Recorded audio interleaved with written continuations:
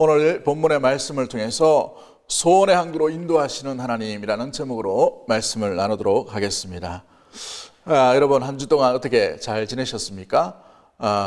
저도 일주일 살아보니까 너무너무 바쁘게 사는 것 같아요. 요즘 오히려 매일 설교 준비해야 되고 매일 말씀 묵상해야 되고 또 미리 또 녹화도 해야 되고 미리 또 말씀을 연구해야 되고 이러니까 참 감사하게 보냅니다만은 제일 중요한 것은 얼굴과 얼굴을 못 보아가지고 이게 참 아쉬운 것 같습니다. 조금만 더 인내하시고 또 우리 믿음으로 또 다시 만날 때까지 또 말씀과 기도 가운데 항상 승리할 수 있는 모든 가족들 되기를 주의 이름으로 간절히 축복합니다. 오늘 본문에 보시면 시편 기자는 큰 물과 깊은 물 속에서 바다에서 항해하는 이들을 표현하며 인생을 말하고 있는 것을 보게 됩니다. 인생은 마치 거대한 바다를 항해하고 있는 그런 삶의 모습들 가운데 표현하고 있는 것이지요. 그래서 예기치 못한 풍랑이 일어나는 것처럼 우리 인생에도 마찬가지의 모습들이 나타납니다. 우리 인생의 바다에도 고난의 풍랑, 아픔의 풍랑이 언제든지 일어날 수 있기 때문에 그러한 것이지요. 그렇습니다. 깊은 바다 속에서 이런 예기치 못한 고난과 폭풍 또 어려움이 올 때에 우리는 낙심하거나 좌절하거나 또 때로는 그 자리에 주저앉기를 또 일어나지 못하는 그런 모습들 가운데 주어지는 것을 보게 되지요. 그렇습니다. 그러나 성도는 그 낙심의 자리, 절망의 자리에만 머물러 있는 것이 아니라 그 자리에서 주님을 바라보아야 될 줄 믿습니다. 소망이신 우리 주님, 소망의 항구로 이끌어 가시는 하나님을 의지함으로 말미암아 바닷과 같은 인생, 물결치는 폭풍 속에 있다 하더라도 그 속에서 다시 주님을 붙들므로 주님의 이끄심대로 나아갈 수 있는 믿음의 성도가 하나님의 자녀의 모습이 되어야 될 줄 믿습니다. 오늘 본문의 내용이 바로 이와 같은 것이지요. 오늘 말씀을 통해서 폭풍 속에서도 큰 깊은 바다 속에서도 그 물결치는 인생과 같은 파도 속에서도 우리를 어떻게 이끌어 가시는지 우리 하나님을 만나게 되기를 주의 이름으로 간절히 축복합니다. 오늘 이 시편 기자는 그 하나님을 어떻게 표현하고 있나요? 첫 번째 우리가 기억해야 될 것은 29절의 말씀처럼 깊은 물 속에서도 놀라운 일을 행하시는 하나님을 만나야 될 줄 믿습니다. 여러분, 깊은 물을 만난다. 그 속에서 풍랑이 치면 견디지 못함에 나타나는 것을 보게 되지요. 이스라엘 사람은 배와는 좀 상관이 없는 사람들이었어요. 대부분의 육지의 인생입니다. 그들의 삶의 배경이 육지였다는 것이죠. 그런데 높은 깊은 바다로 나갔다는 말은 뭐냐 하면 큰 항해를 했다는 말이에요. 그렇죠?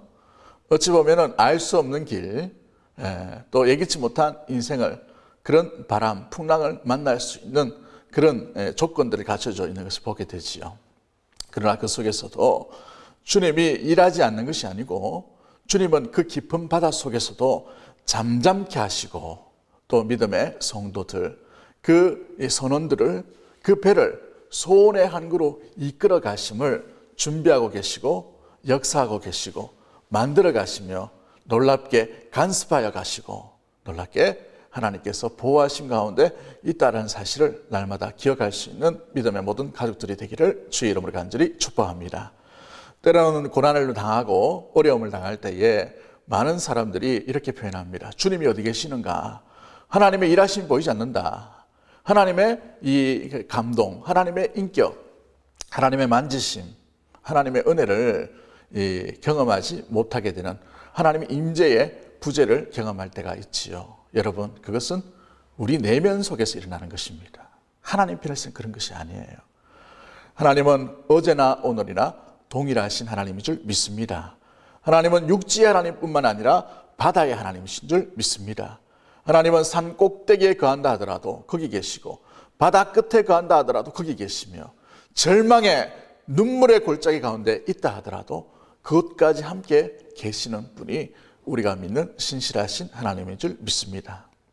내가 사망의 음침한 골짜기로 걸어간다 하더라도 거기 계시고 말씀하시고 함께 하시는 분이 우리 놀라우신 하나님, 깊은 물과 같은 인생 가운데서도 주님의 일을 행하시는 은혜의 하나님을 만날 수 있는 믿음의 모든 가족들이 되기를 주의 이름으로 간절히 축복합니다. 여러분, 고난이 쉽게 우리 기도로 빨리 벗어나면 좋은데 쉬운 고난은 우리 인생 가운데 아무것도 없는 것을 우리는 잘 알고 있죠. 왜 이렇게 고난이 가시지 않는가? 빨리 일어나지 또 떠나가지 않는가라고 이렇게 우리의 내면 가운데에 의심과 또 아픔이 올 수가 있습니다. 고난이 계속되면 될수록 마음의 무기력과 또 마음의 무너짐이 있어요. 믿음이 온데간데 없고 당황스러워서 엉뚱한 것을 붙들 때가 있다는 것이죠. 그럴 때 실수하는 것이 뭐냐면 엉뚱한 것을 바라봅니다. 엉뚱한 것을 비교하게 돼요.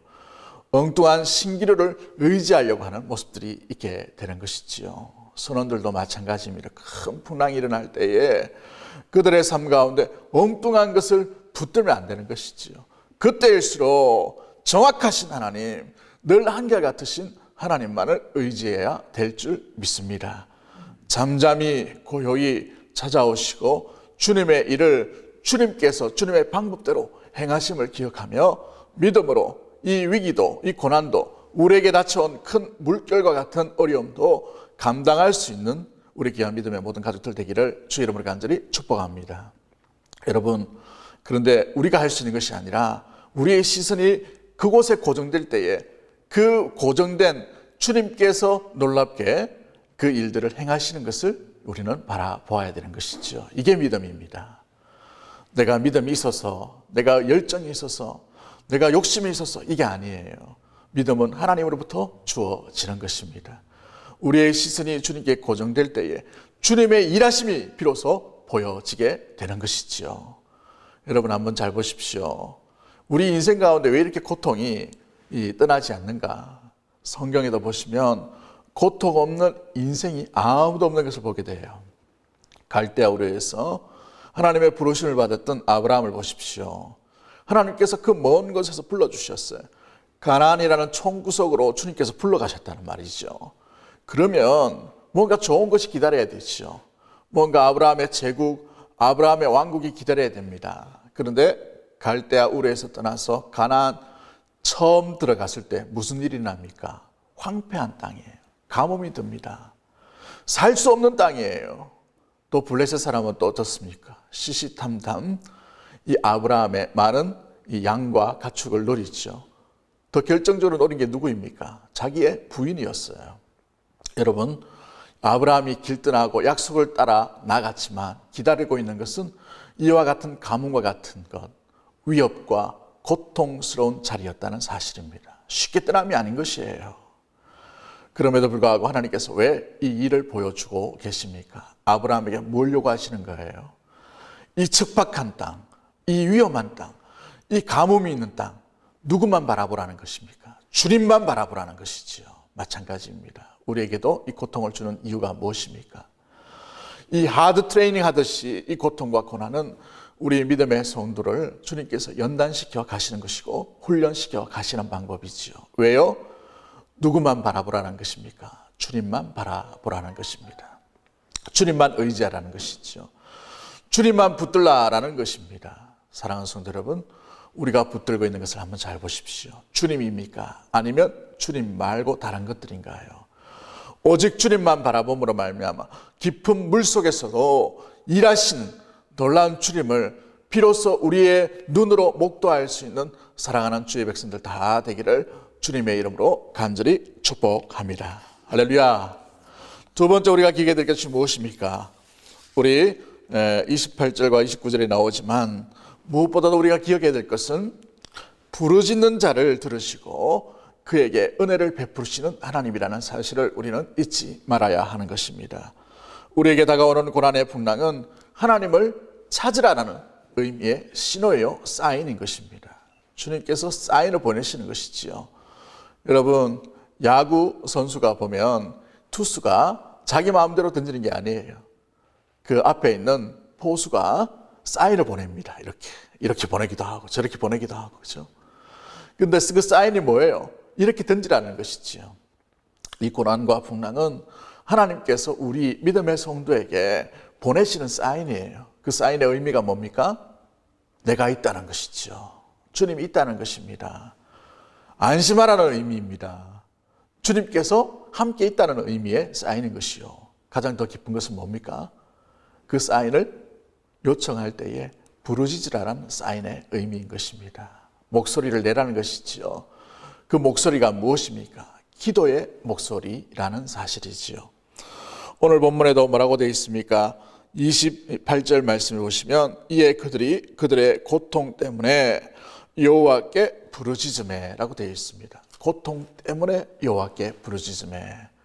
여러분, 고통스러운 날이 계속될 때 우리의 내면과 우리의 삶은 무엇을 제일 먼저 선택하고 있으신가요?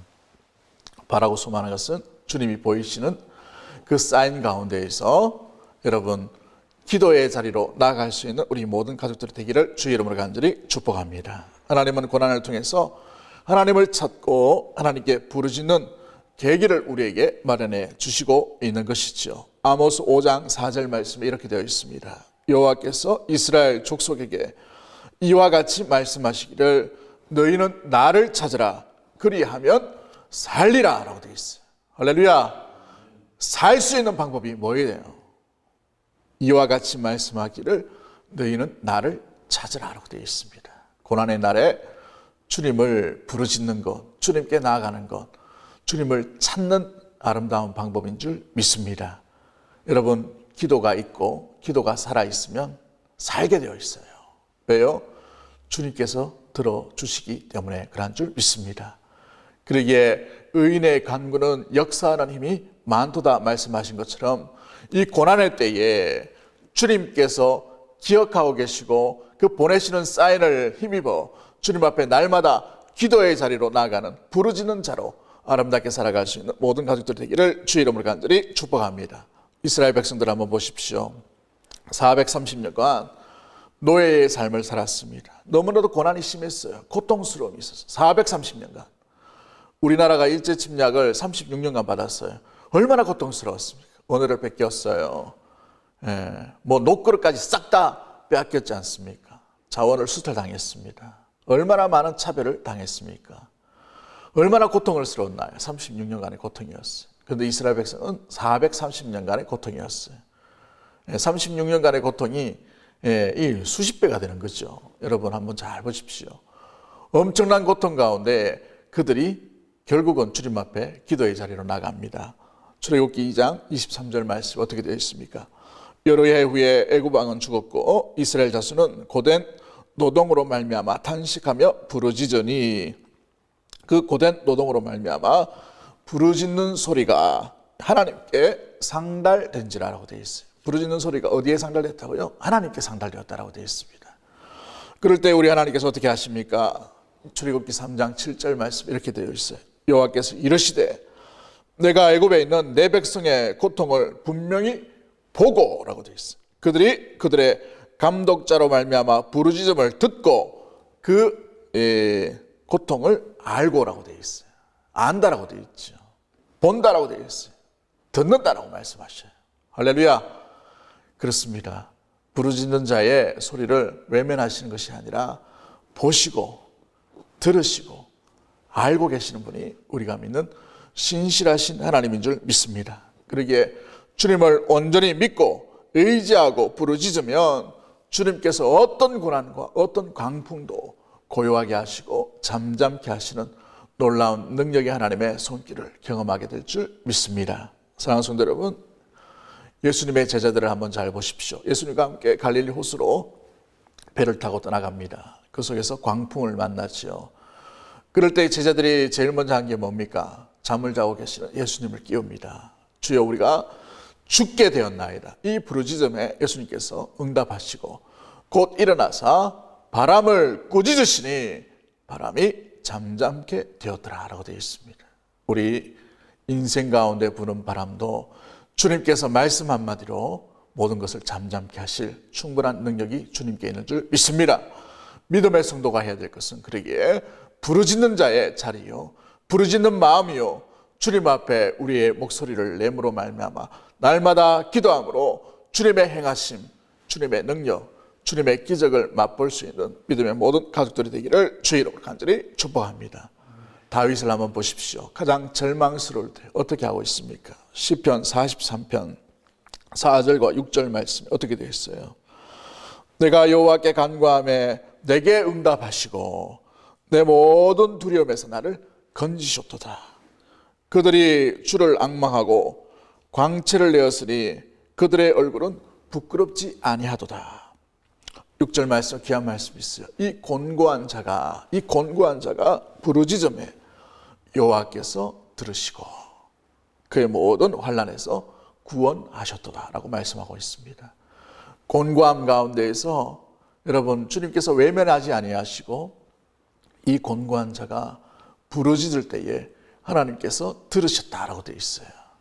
아비멜렉에게 미친 채 했던 그 살 길이 막막했던 다윗이 주님 앞에 곤고함 가운데 부르짖을 때에 주님께서 들으시고 생명의 길, 살 길을 열어주셨다라는 사실이죠. 여러분, 우리의 절망스러운 날이 좀 오래될 수가 있습니다. 또 어떤 일들이 일어날 줄 몰라요. 이번에는 코로나, 내년에는 또 어떤 일이 일어날 줄 모릅니다. 그러한 이 무상한 인생과 같은 이 인생의 항해길 가운데에 사랑하는 성도 여러분, 어떤 일이 우리에게 닥칠지 모르지만 근심과 염려와 걱정의 그 자리에서 주님을 부르짖는 자의 자리로 나아가게 되기를 주의 이름으로 간절히 축복합니다. 우리 믿음의 성도의 그 곤고한 상태에서 부르짖는 것을 주님께서 들으시고 그 상황에서 생명의 길로 인도해 가시는 주님의 놀라운 손길들을 기대하며 날마다 그 주님과 동행할 수 있는 사랑하는 주의 백성들 다 되기를 주의 이름으로 간절히 축복합니다. 그렇습니다. 기도하는 자만이 생명의 길을 맛보게 되는 것이지요. 부르짖는 자로 날마다 나아가게 되기를 주의 이름으로 간절히 축복합니다. 마지막 세 번째로 우리가 기게 될 것이 무엇입니까?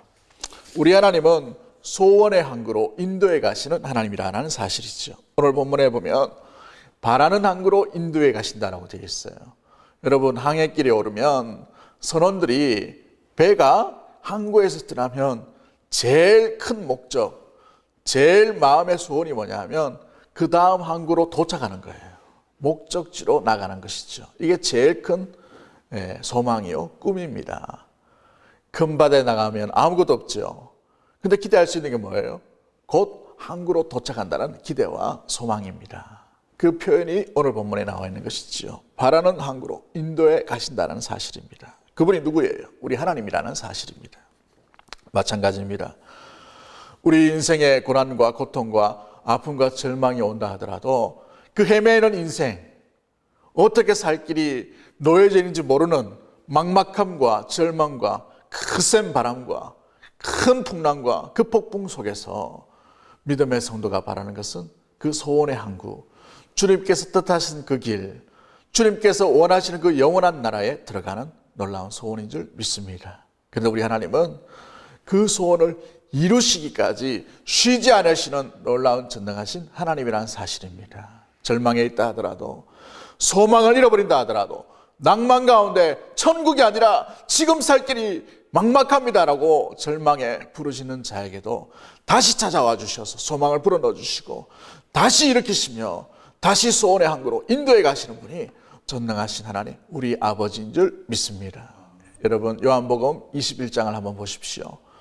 요한복음 21장에 완전히 실패했던 제자들에게 예수님께서 부활하신 채로 3번 등장하시는 것을 보게 돼요. 3번을 만나 주셔요. 그 3번을 만나 주시는 마지막 장면이 뭡니까? 나는 물고기 잡으러 가노라 라고 베드로가 먼저 선수를 치죠. 수제자였습니다. 예수님의 많은 인정을 받았던 사람이에요. 그런데 예수님께서 부활하신 장면을 2번이나 보았음에도 불구하고 이 베드로는 여러분, 하나님께서 원하시는, 주님께서 뜻하신 그곳에 있는 것이 아니라 자기의 마음대로, 자기의 욕심대로 자기 살 길로 떠나가 버리는 모습을 보게 되지요. 그럴 때 그 실패했던 베드로, 예수님의 사명을 완전히 말씀도 저버렸던 그 베드로에게 예수님께서 3번 나타나셔서 요한의 아들 시몬아, 내가 나를 사랑하느냐라고 말씀하고 계신 것을 보게 됩니다. 무엇입니까? 소망이란 끈덕지가 없어버렸던 이 배반자인 베드로였어요. 사명을 붙든다는 것은 할 수 없는 모습들이지요. 제자로서 예수님을 따르는 것이 창피하고 부끄러운 존재의 이 베드로였습니다. 그런데 그런 실패자에게 다시 예수님께서 찾아오셔서 소망을 불어넣으시지요. 네가 나를 사랑한다면 그것으로 된 거야. 내 양을 치라. 내 양을 먹이라. 내 양을 치라 라고 말씀하고 계신 것을 보게 됩니다. 마찬가지죠. 여러분, 힘없는 80세 노인 모세를 주님께서 다시 찾아가셔요. 정말 능력 있고 힘 있던 40세의 모세가 아니라 왕자로서 살아가던 모세가 아니고 여러분 미디안 광야에서 양이나 치던 이 80세의 모세를 하나님께서 찾아가셔서 뭐라고 말씀하십니까? 이스라엘의 구원의 지팡이로 사용해 주시는 것을 보게 되죠. 당대의 가장 강력한 왕이었던 애굽의 바로를 대항할 수 있는 그런 사람으로 세워 나가시는 것을 성경에 기록되어 있게 되지요. 여러분, 요셉을 주님께서 아름답게 그 가정을 구원케 하시고 그 이웃의 나라들까지도 먹이고 살릴 수 있도록 하나님께서 만드신 방법을 보십시오. 가나안에 있을 때가 아니었어요. 여러분, 애굽에 갇혀서 감옥에 있을 때에 그를 하나님께서 세워가시는 것을 보게 됩니다. 소망이라는 것을 기대할 수 없는 그 자리였죠. 절망밖에 없는 것입니다. 하늘을 바라볼 수 없는 인생 가운데 있던 이 요셉을 주님께서 그 감옥에서 세워 올리시는 것을 보게 되는 것이지요. 마찬가지입니다. 우리가 땅만 바라보는 그 고통과 절망 가운데 있는 인생을 살아간다 하더라도 풍랑이는 파도로 말미암아 하늘을 쳐다볼 수 있는 소망을 잃어버린 바 된 그 인생이라 하더라도 사랑하는 성도 여러분, 우리 하나님은 다시 소망을 불어넣어 주시고 소망을 간직하게 하시고 소망으로 말미암아 이끌어 가시며 소망의 항구로 소원의 항구로 이끌어 가실 충분한 능력이 있는 전능하신 하나님인 줄 믿습니다. 우리가 힘이 없어서 그렇지 우리 하나님은 능력이 많으신 하나님이기 때문에 그러한 것이지요. 마찬가지입니다. 사랑하는 성도 여러분, 우리 주님은 그러기에 우리 안에 있는 이 소망이 끊겨지지 않게 되기를 바라고 우리 안에 소망을 불어넣으신 하나님이십니다. 빌립보서 2장 13절 말씀 뭐라고 되어 있습니까? 너희 안에서 행하시는 이는 하나님이시니 자기의 기쁘신 뜻을 위하여 너희에게 소원을 두고 행하게 하시나니라고 되어 있어요. 우리 안에 소망을 불어넣으신 것이지요. 여러분, 주님의 나라가 임할 그때까지 이 소원이 끊겨지지 않게 되기를 주의 이름으로 간절히 축복합니다. 우리 안에 심어놓으신 그 소원으로 말미암아 주님은 주님의 일을 소원의 항구로 바라는 항구로 반드시 이끌어 가시는 놀라운 하나님인 줄 믿습니다. 그 하나님을 붙들고 믿음으로 승리할 수 있는 우리 모든 가족들 되기를 주의 이름으로 간절히 축복합니다. 어느 한 장래가 촉망이 되는 청년이 있었어요. 너무나도 똑똑한 청년이었습니다. 그래서 법대를 꿈꾸고 좋은 판사가 되어서 세상을 이롭게 하리라 라는 마음을 먹게 되었습니다. 그런데 이 청년이 운전을 하고 가다가 그만 차량 사고가 났습니다. 전복 사고가 일어난 것이죠. 장애인이 되어버렸습니다. 그냥 장애인이 아니라 중증 장애인이 되어 온 것이죠. 물도 마음도 마음대로 움직이지 못하는 그런 상황 가운데 있게 됩니다. 그래서 너무 절망스러운 나머지 그가 휠체어를 끌고, 전동 휠체어가 있죠. 그걸 끌고 공동묘지로 찾아갑니다. 내가 더 이상 살아봐서 뭐 하겠나. 희망이 보이지 않고 소망이 보이지 않는 이 인생 살아서 뭐 하겠나 해서 공동묘지로 찾아갑니다. 공동묘지에서 발견되면 빨리 매장할 수 있을 것 같아서 찾아간 것이지요. 그런데 이 무덤들을 천천히 이렇게 바라봅니다. 그런데 바라보는데 그 무덤을 바라보다가 이렇게 생각한 것이죠.